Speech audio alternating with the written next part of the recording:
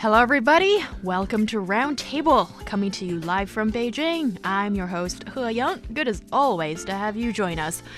Whether through education, technology, science, young people far and wide are tapping into their skills to better protect the environment. We are going to show you the elevating voices of young people that their heart and mind goes to protecting the future of our environment and our planet.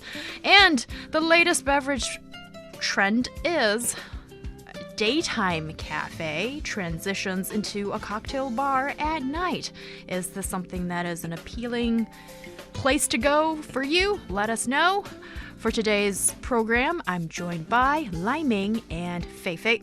First, on today's show, our planet is our home, the place that sustains us. But are we living in harmony with nature?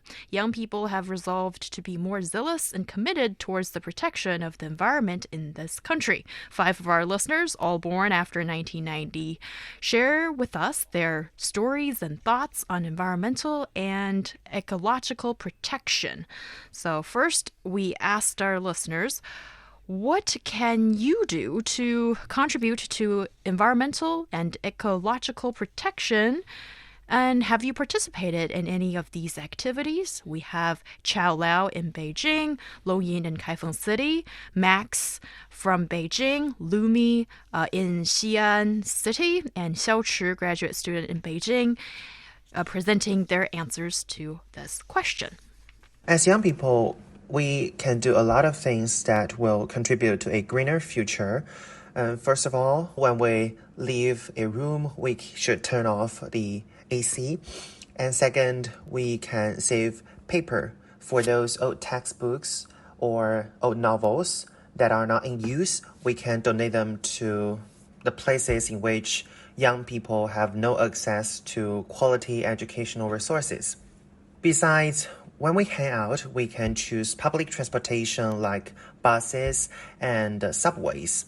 Those activities will help us to reduce emissions and protect our environment. Once in my high school, I participated in a volunteering activities. We cleaned up the streets and planted trees in our free time. The most obvious one would be sort the trash properly and recycle plastic or paper-made products.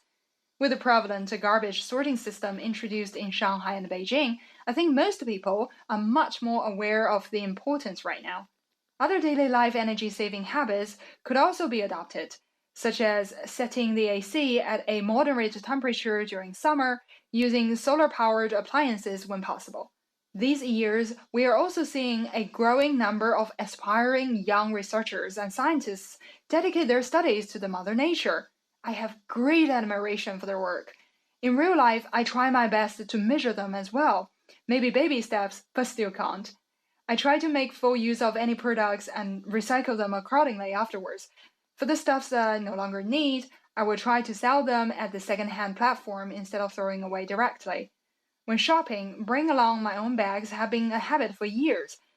In order to protect the environment, I think young people can do some volunteer work like picking up garbages in their communities.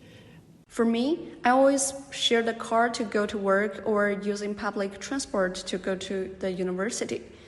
I think these are some good ways to promote the safety of the nature. I did some volunteer work, for example, helping people do the waste sorting and recycle plastic products as much as I can. We can start small. For example, choose some energy-saving electric appliances or use some recyclable bags and packages and take public transport or classify the garbage. I would say I'm an expert in waste sorting, and I always tell my friends the benefits waste sorting could bring. When I ordered some food delivery services, I will prepare chopsticks myself instead of asking for some disposable ones from the restaurants. Awesome, very good thoughts right there. Right. Yeah, Lai Ming and Fei Fei, what are some of your comments to the answers that our listeners have shared with us? I think they've definitely demonstrated their willingness to do something for the environment, for ecological protection, from very small things in their lives, like turning off the AC and saving paper, donating books, and taking public transportation and recycling. Those are very, very detailed and specific things that people do. That shows like I said earlier, the willingness of young people to do their bit in helping the environment and keeping it safe and healthy for everybody. But then again, I mean, I think it was Long Ying who mentioned researchers who engage in basic research to come up with innovative ways to help us combat the situation we're now facing. And I think that's a very honorable decision for those who are brave enough to make it. I mean, currently we keep talking about how promising this industry can be, but we can't help but acknowledge that we are not there yet in terms of the treatment and the kind of economic conditions that those researchers are getting. And therefore, I think given the enthusiasm and willingness on the part of the young people, we as a society should come together and create an environment where the researchers and the experts who are engaged in basic research can also find the job well rewarding, both in terms of the public interest, but also in terms of their own financial income. And also, I think I heard from like hope from these young people because they're born after 1990s. So they're basically the future of the society. And I'm glad to see they start to changing the way of life. They're starting to doing small things in life, like recycling, like using new energy powered equipment instead of fossil fuel powered equipment, and they are using like trying to reduce the use of single use items like the chopsticks in your waimai, in your takeout food. But I do think that when talking about ecological protection, what common people can do is still a small proportion of the whole general picture. The real issue there really lies in industries, in the industrialization. How can we cut the use of carbon in every steps along the manufacturing or how to power the electricity? So that depends on more high-tech research and development by scientists and more aggressive drive from the government, I think. That's a really good point. As we see in 2020, international figures show that, well, I would be cautious, but I would use this adjective. Only about 30% of the world's carbon emissions have been cut. And that when for us, people living on this planet in 2020, it felt like the world came to a halt. Like, just think about all the days that you were stuck at home, not traveling to work, and, just our lifestyles were fundamentally shifted for a lot of people. And maybe here in China, work resumed rather quickly in comparison to some of the other places. But anyhow, overall, as human activity being calculated here, there was a significant drop. But that didn't contribute to that much of carbon emissions reduction. And that came as a big surprise to me. So I think, but that's kind of just echoing to what Feifei, you mentioned earlier. Actually, individual activity in that sense has some impact, but it's certainly not the biggest factor that's going to make a change. So I think here, what the governments around the world decide to do, and can they come together to be on the same page and set targets that they can reach and cooperate. And I think that's maybe the bigger picture question that needs to be answered. Yes, indeed. I think we can't really rely on a major pandemic that puts a lot of human activities on hold, for instance, air travel and perhaps even public transportation, to really help contribute to carbon emission reduction. because that's too drastic a measure. What really counts, in fact, is a fundamental overhaul of the way of production. I mean, for instance, in major emission industries like the livestock farming and also air travel and all kinds of areas and fields. So this requires an all of society approach, and in fact, all of the world approach to tackle this climate change issue. And of course, it's honorable that every individual is doing and helping, and especially the young people that are contributing to this cause. But we must have that awareness that we are in this together, and every bit counts. That's very true. Yeah, and also the importance of acknowledging that it's happening and the status quo. I think a lot of people around the world are still denying that it's, the climate is not. Yeah, it's not warming. It's just natural to have a hotter summer this year. So I think it's important to first acknowledge the problem here. Yeah, that's a really good point. And also, I think once or twice you can kind of just say, okay, this is abnormal weather. But if it kind of happens like multiple times every year, and then in consecutive years, that does appear too. And then, it's time to ask that question. I wonder if it's also maybe a little bit late in asking that question. Actually, I think now we need to see some concrete actions before it really is too late.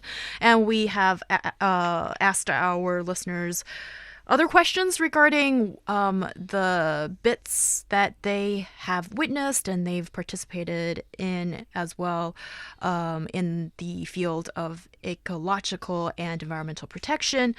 So here is the question. Please give some examples of changes you have seen in environmental protection, especially in your daily life, and are there problems as well? If you do witness them, then what needs to be done to fix it? And Chao Lao in Beijing, Long Yin in Kaifeng, Max, Lumi, Xiaochi, all living, Max living in Beijing, Lumi living in Xi'an, and Xiaochi in Beijing. They have shared with us their insight.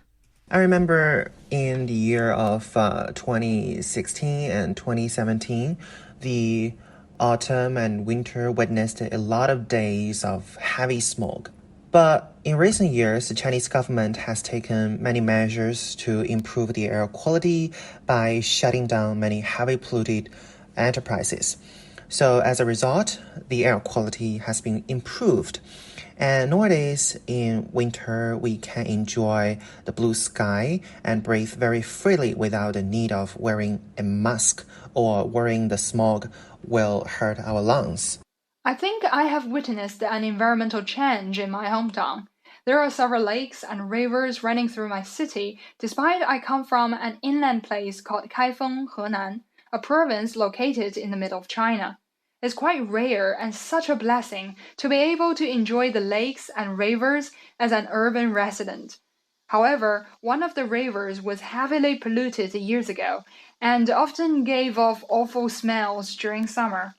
But right now, I am proud to introduce my hometown to anyone who wished to visit, because after years of joint efforts of the local governments and the citizens, not only the problem had been dealt with, but also transformed into a nice scenic spot. From my observations, the residing problems we are facing right now is keep raising people's awareness and introducing pragmatic city planning. The former could start as early as the kindergarten education. As for the latter, when the down-to-earth project being implemented in the town, citizens will be reminded the beauty of the environment constantly, which in turn serve the purpose of the former. For example, the waste of shared bicycles is totally a blot in the landscape of our city because there are too many shared bicycles that are discarded and some of them are vandalized. I think this is really a blot to our city. Over the past decade, China has focused on improving air quality. The smog is the most visible form of pollution for most people living in the first-tier city. And China has taken steps to dismantle coal-fired power plants, reduce overall emission. The problem is that we are often encountered with nature disaster. We need to improve the countermeasures and infrastructure. Well, problems also exist, which means there is still space for improvement. For example, I can see some polluted river in the city. I think government should take more active and effective measures to address the environmental problems, and for the public, they should also have higher awareness to protect the environment instead of polluting the environment. Yes, there's so much we can do, I think, to get on board and sort of be the change or part of the change that we want to see. So, have you guys seen, these changes that have taken place in terms of, people's action or, also the environment, how that has changed in the last decade or so? I think living in Beijing, the most visible change is the air quality. I mean, back in 2012, I think that was the period of time when air quality was the worst. I mean, people had to wear a mask to work or when they go outside. I mean, that was the memory that we all had. But I think in recent years, things have obviously looked up. Mm-hmm. And I even dare venture outside without wearing a mask. In fact, I don't make a point of ordering masks if it wasn't for COVID-19. So that's visible change. And I think going forward, what's really important is to think of a sustainable and also easy way for everybody to get involved. In the case of Beijing, and also in terms of traffic violations, or I think was it simply in Beijing or also across the country? So I think the traffic authorities have launched a campaign for regular drivers and to take pictures of other vehicles that are engaged in traffic violations, and they submit the evidence to traffic authorities to go through, and they will punishment or penalties will be meted out accordingly. And I think we could have something similar in the field of environmental protection. We already have enough people, young people, caring about the environment.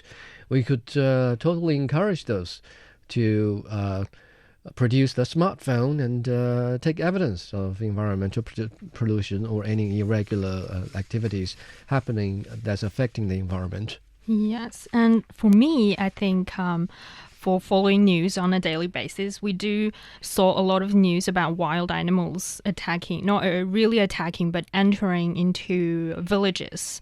For example, we have the Siberian tiger in Heilongjiang earlier this year, and also the Yunnan is seeing a herd of Asian elephants are still traveling around the province at the moment. So we can see actually from the news that there are more wild animals and they are having unexpected interactions with humans. Mm-hmm. And I think it's a new problem that we have to address. That is that as we have a larger number of wild animals, sometimes they stray into a village and may attack people, and how to address the problems in the future, and is it necessary for us to separate wild animals from human living residential areas, or is there a way for us to living together in the same environment? So I think it's a new problem here. And I also do notice that a lot of the listeners mentioned that they think the protection drive should be driven by the government. I think they think the government should take the lead. And I do, I think, echo with them on this, because you can't really rely on individuals or companies or businesses to actually to launch an action this massive to tackle a problem that's expensive at the moment. Right, you've raised a lot of good points here, Feifei. I think regarding the wild animals sort of intruding to civilian life, and that's not something you want to see, really. And here I remember when we did that show, when the wild Asian elephants were roaming the villages, and then on a march with, well, no aim by the look of it. I remember I'm a little embarrassed to admit, but on the show, I remember I said, at the moment, I couldn't understand why anybody's not on board with protecting wild animals. And, it's almost like, the wild animals, their welfare should be put first. And then later on, as we did more research, I mean, there are so many facets to look at this issue for the, let's say, farmers who have their crops ready for harvest and trampled by wild animals, for example. And if this is the situation that they live under every year, more or less, then of course there would be this conflict between humans and wild animals. It's not so simple like, if how could one not have the awareness of protecting wildlife, that kind of thing. So it gets quite a bit more complicated than a surface look of these things. And in China, we've seen that in recent years, actually this is the efforts of a few decades, natural reserves have been constructed to basically create this safe haven for the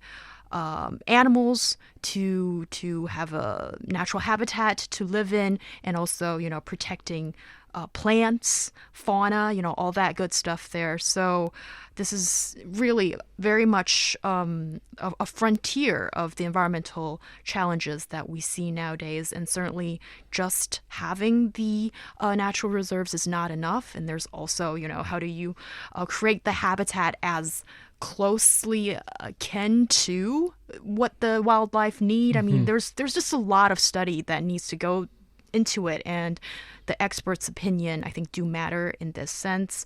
And also, you mentioned about the government's role in all of this, which is, important. Like in China, we tend to feel like the government should spearhead in these things, and actually the government has put in a lot of efforts in this. And I've just checked some figures, and actually I would like to correct myself a little bit here. Actually, according to the UN Environment Program, the year 2020 saw the reduction of carbon dioxide emissions by 7%.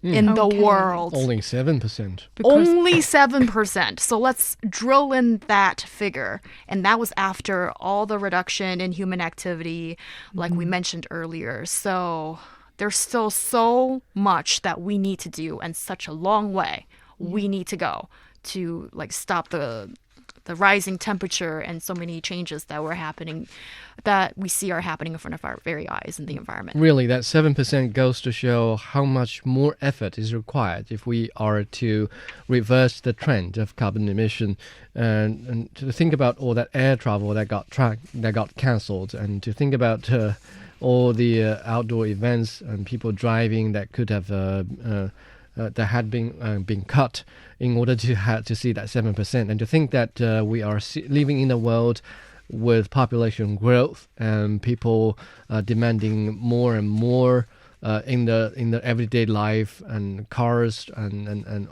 AC. So our demand is only going to increase. Our emission is only going to increase, and whether or not we have other innovative ways to help us offset that increased demand, I mean, that's the thing that we all have to think about.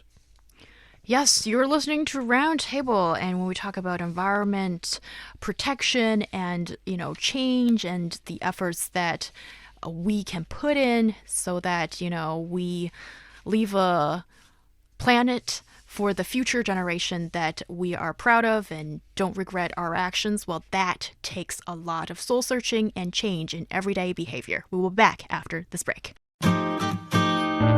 Informed opinion and heated debate. Find out what's got China talking, and join us for your roundtable discussion.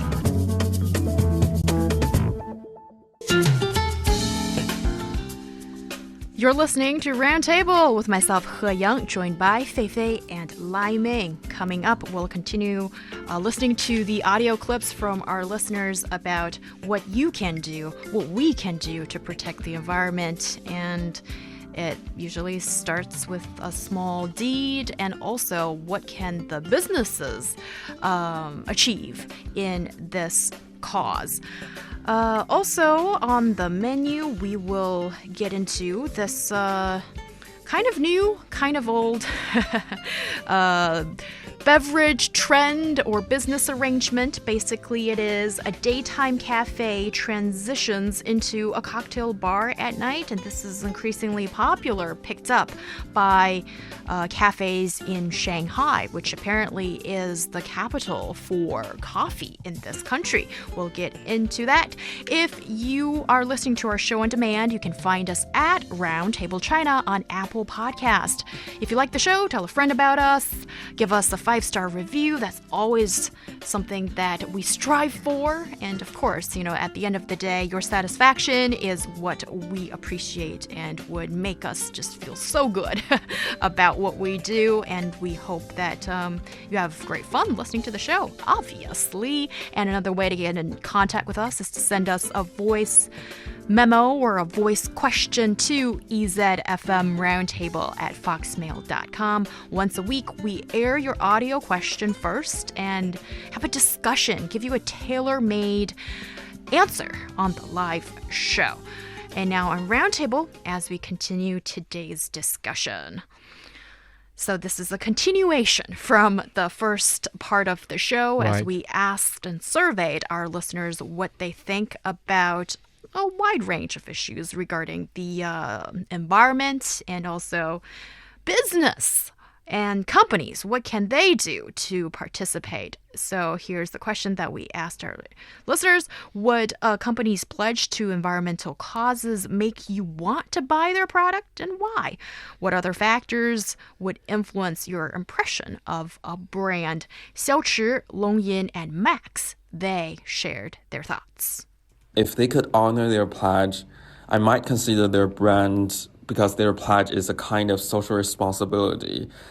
That means they do not only seek a profits, they are shouldering their social responsibilities. So I think their products, their services will be of high quality. And I think it's also a kind of support for their efforts to protect the environment.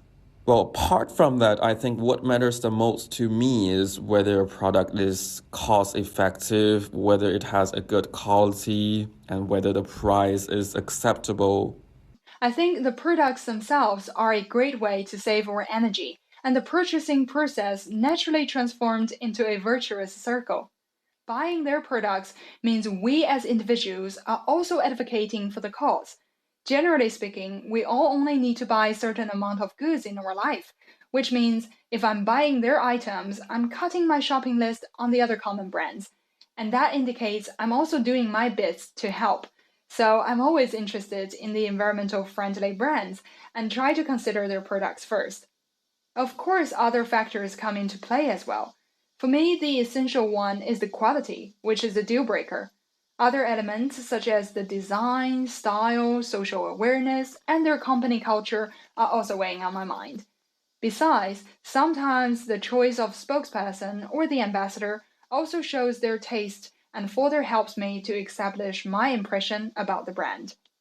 I think a company's pledge to environmental causes will, make me very likely to buy their products because they make contributions to the cause of environmental protection.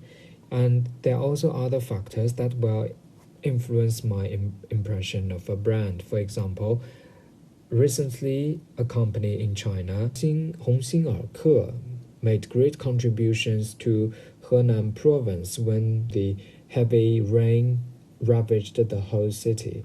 And I think this is really very inspiring. And this behavior really strikes the chord with many people in China. And I think this will also, influence our impression of a brand. And we are more willing to buy these brands. Feifei and Laiming, what's your response to our listeners? Well, I've been trying to think any brands that's been advocating about this idea and try to sort of expand their market share or make a profit out of it. You mean environmental causes? For example, some cosmetics brands, they are been branding themselves as plant-based, as reduce pollution to the environment or to the ocean because the chemicals they use is good for the environment and such. I think it's a good cause, definitely, and I think it's a must for companies to really advocating the idea. But as a consumer, you can't really tell. Like, you can't really tell which chemical in this cosmetic product is bad or good for the environment. It's just their saying. Yeah, it's just what they say. I mean, some apparel company might come up with a new type of shoes using recycled materials, but the bulk of the commodities are made in the good old-fashioned way, which is quite detrimental to the environment. A tech company could claim that they recycle the devices and they try and use environmental friendly ways to produce stuff, the commodities, but across the supply chain, maybe a mining company in the upstream, they do their mining business, perhaps not in the most sustainable way. What I'm saying is, when it comes to commodities and when it comes to businesses, you have to look at the whole supply chain, the whole business cycle. And just because one link of it says we are taking the environmental friendly way doesn't mean whatever they're selling is indeed environmental friendly. So I personally don't get extremely motivated just because a company says we are environmentally minded. I hate to be the devil's advocate here, but what my point is, like I said earlier, we need a whole of society, whole of supply chain approach to look at this issue, to look at the environmental protection issue. But then again, I'm not saying when a company make these pledges and live up to it, there's no point. I mean, to the extent that it fosters awareness and also social consensus, I mean, that's very important. I mean, it certainly is better than nobody caring about it at all, and nobody doing anything about it at all. So to that extent, I think there's a certain point in these companies taking up a pledge and living up to it. Yeah, well, Lai Ming, I really enjoy listening to your response because you do provide a very balanced assessment, despite the fact of being a realist. We can read between the lines, I think. And also, this is the part I'm sure a lot of these businesses are desperate to find out. That is, if they shoulder more social responsibility or, also sort of communicate the ideas to their customers. Oh, such and such social cause or issue is at the top of our minds, and if we tell you this, would you be more inclined to shop with us and stick with us or not? This is, what companies really want to know. And what's kind of interesting here is that, at least according to our survey of limited pool size, and people seem to have kind of divided minds on this, as Max very smartly pointed out, and I think he said something along the lines that it's the quality of the product and the affordability and those things actually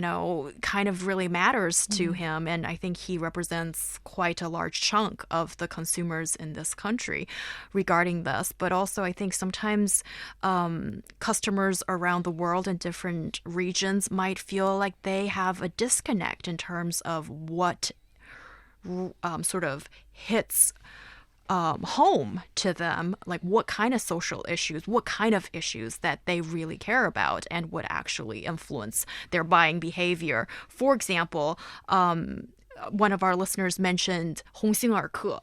So 尔克, I think in English, is the brand name.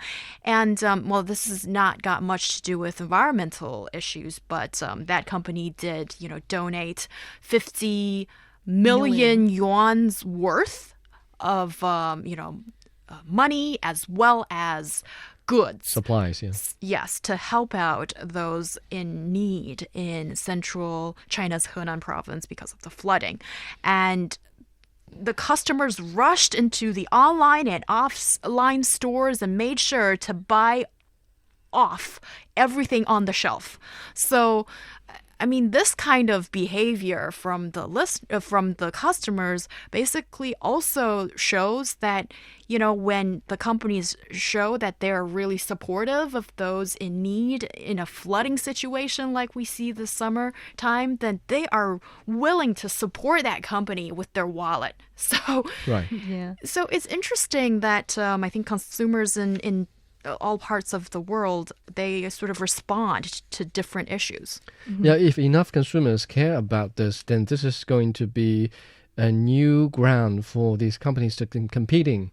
And if one company is falling short, then they might not have the same chance in front of the consumers. In that sense, maybe if we could just foster that environment, that atmosphere in the business circle, then that's something that we are pretty much welcome to see.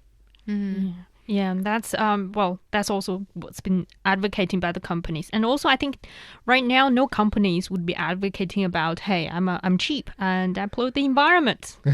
I don't think that's gonna work in the market right now. When they do, they don't tell you. Yeah. It's just what I'm concerned about is how they do things. Right. Yeah. And also, we asked our listeners, can environmental protection become a viable business venture? And if the answer is yes, how can that be achieved?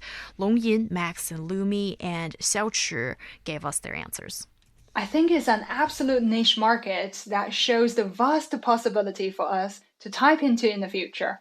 Recent years, we have seen a series of extreme weather appear more and more frequently. And studies show there is a strong correlation between that and the climate change.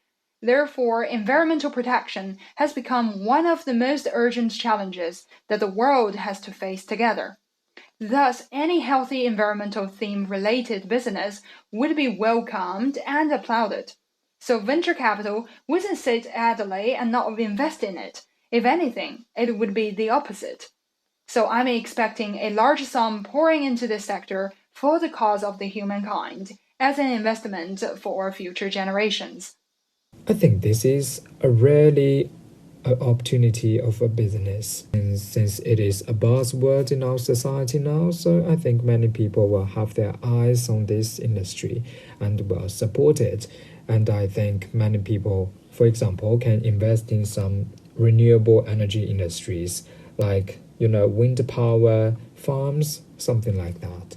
I think environmental protection can become a viable business venture. For some companies, they can reduce their business costs by going green. For instance, using more efficient lighting or creatively reusing existing materials will save money. Although it takes an upfront investment, converting to solar energy pays off in the end. Some governments even offers tax credits, rebates, and savings for going green. Ultimately, the more sustainable your business becomes, the less you will pay on energy and materials. Environmental protection includes a lot of things. We need those professional companies, and our government can also cooperate with those companies. Then we can have more effective results in environmental protection. And I think this industry will be profitable and will be attractive for many people. So social causes being spearheaded by business ventures or startups, is that something that you see has a big chance of happening? We have a very small sample pool, 4 people contributing their opinions, but I think we have somewhat a consensus in this, and that is people want something done. They want to see something being done in this aspect, and that means there is business opportunity. I think to the customer's end, I can easily think of a business model, and that is to help people detect and remove formaldehyde in newly decorated houses. And then to the business end, I mean, there's always the 环评 environmental impact appraisal whenever a huge project is going to be launched. For instance, a mining company decides to set up shop in a mountain, that sort of thing. This thing has been going on for a bit, and in the grand scheme of things, the carbon trading is a direction to go into. And I'm a realist, according to He Yang, and I see where this is going. I think we human beings are not willing to give up what we already have. We have air travel, we have the AC. We're not going to relinquish those. So, but if we want to reach carbon neutrality, I mean, that is our goal for China by 2060, we got to do something on the side besides what we are already doing. That means allocating extra resources. And when we have extra resources being allocated to this aspect, then there's business opportunity. And I think it's not only business opportunity. I think it's the future of the business. And if business right now don't really grasp to the chance, they'll be left behind in the future, maybe 3-5 decades later. Because look at the new energy vehicles we've been talking about and how some countries been reluctant to investing into the sector, and now they're really worried about this. And also in the industrial sense about how to reduce the fossil fuel electricity and how to try to lift up the electricity powered by the new energy. And I think a lot of countries are working on this, and it's definitely the future. So shout out to the investors. You need to move quick, otherwise you'll be left behind. Yeah, and well, with every change or crisis, that could be seen as an opportunity as well. And there's definitely, I think, changes that we can make, and also for smart business people, spot, the potential opportunity there. You're listening to Roundtable. Coming up next, do you like this idea? Daytime coffee shop and nighttime bars. Stick around, everybody, to find out more on that. Looking for passion? How about fiery debate? Want to hear about current events in China from different perspectives? Then tune in to Roundtable, where East meets West and understanding is the goal. You're listening to Roundtable with myself, He Yang, and Lai Ming and Fei Fei in the studio with me. Shanghai's competitive coffee shop scene keeps its owners on its toes, as we've spotted a new trend going on. Coffee shops doubling up as bar at night may not be an entirely new business arrangement, but it is certainly very popular, a business decision these days. Serving alcohol alongside coffee allows cafes to extend their business hours and combine these two services in one space. So for someone who's an early drinker, we're not advocating for that. But if you are, then I guess you can, start drinking during the day. But for most people at night, they don't want to drink coffee anymore. And therefore, if this cafe has been turned into a wine bar or serving alcoholic beverages, then that sounds kind of like a good option for customers to go. So what do you guys think about this, of the hybrid business mode for these cafes? As a grown-up who has no problem or no issue with both beverages, I think I welcome this idea. Although from the business standpoint, I wonder how they could arrange this to happen. I mean, at what point do they turn this cafe into a bar? And should people who are enjoying their coffee and their casual conversations in the premise leave the spot, or just provide their ID to show that they're eligible to drink? So in order to stay in the bar slash cafe slash bar. And also I was wondering about the location of such an institution, because I see certain cafes being located in office buildings or near office buildings. In that sense, people will be away from the office building in after hours. And I don't see people driving to the office building in order to enjoy a cocktail because they can't really drive back home. So the location matters a lot. If the location is poorly chosen, then I don't think this is a viable business model.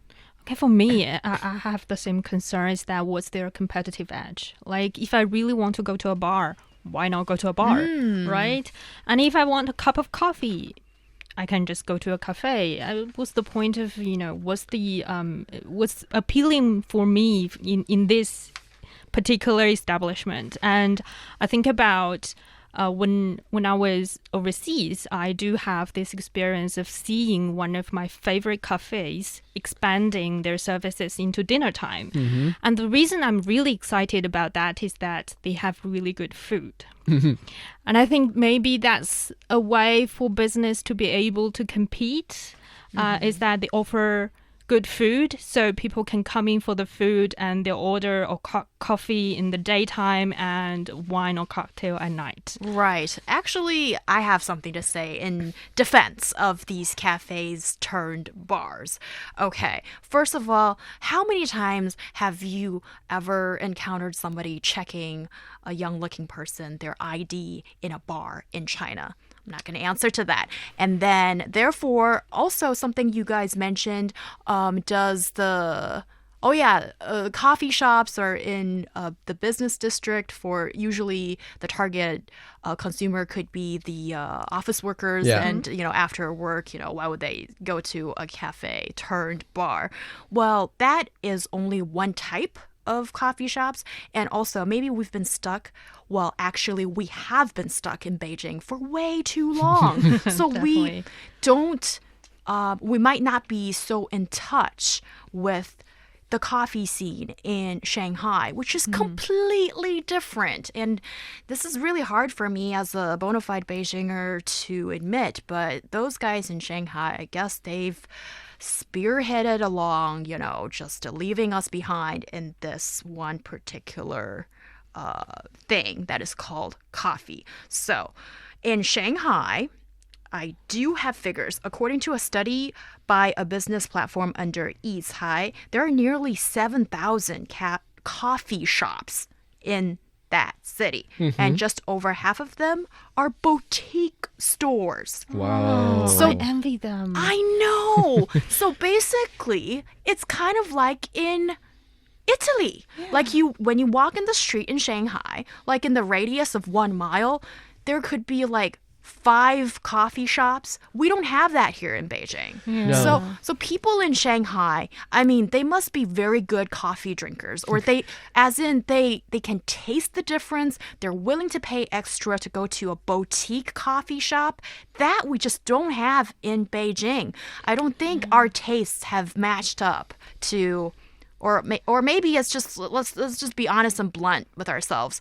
Like, our tastes are not that good, and therefore we don't need that kind of business does not grow and thrive in Beijing, for example. And therefore, for people who go to Shanghai's boutique coffee shops, oh yeah, they are paying for this night switch. And the reason why these businesses have come up with this idea or business arrangement as well is because of rent, because of expenses, and and also bars. That's a great business if you do it right, because alcohol has the highest marginal profit margin like ever.